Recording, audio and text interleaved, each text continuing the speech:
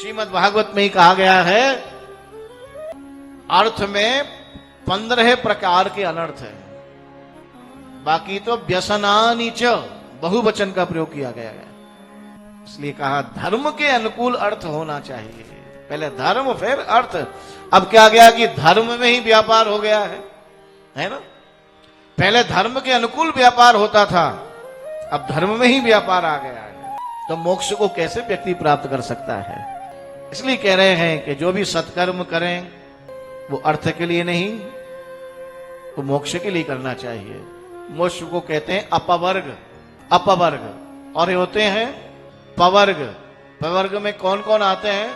पा, फा, वा, भा और मां।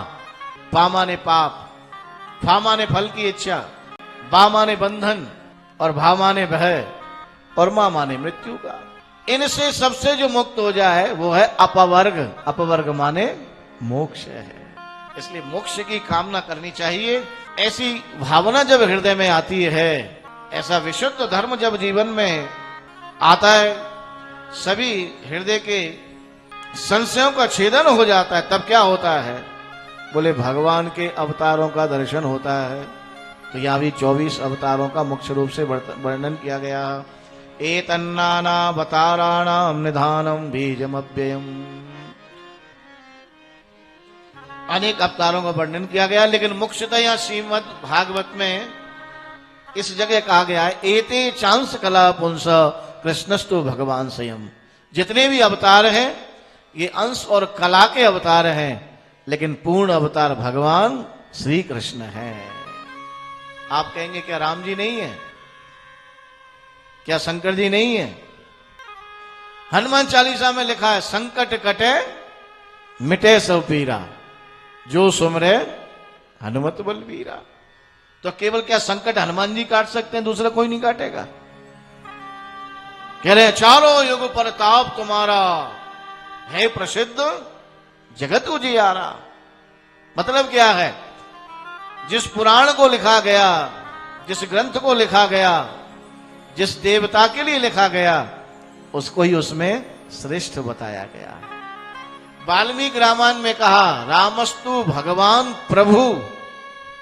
राम ही भगवान है, बाकी राम और श्याम में हमारे में थोड़ा सा ही अंतर है।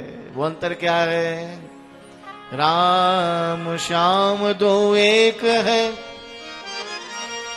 और अंतर नहीं निमेष।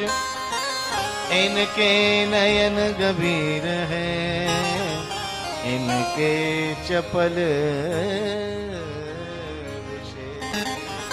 राम जी हमारे गंभीर है और कन्हैया हमारा चंचल है, बाकी कहीं कोई अंतर नहीं है।